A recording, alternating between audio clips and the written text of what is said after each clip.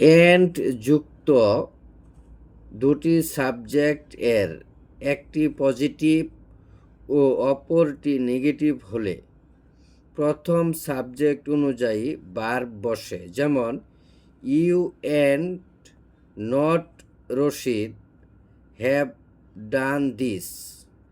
এখানে দুইটা subject, you and not Rashid, কিন্তু নট রশিদ এটা নেগেটিভ, নট রশিদ এটা হলো নেগেটিভ। এটা অনুযায়ী ভার্ব বসবে না, বসবে প্রথমটি এন্টের আগের অংশ অনুযায়ী।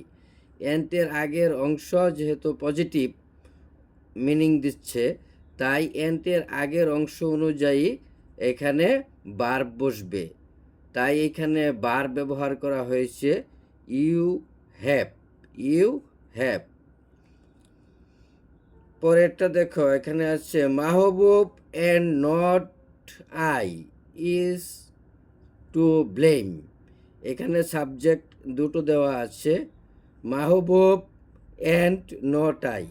অ্যান্টের পরের অংশ যেহেতু নেগেটিভ মিনিং দিচ্ছে, অ্যান্টের পরে যেহেতু নেগেটিভ মিনিং দিচ্ছে, তাই এইটা অনুযায়ী ভার্ব বসবে না, ভার্ব বসবে অ্যান্টের আগের অংশ অনুযায়ী।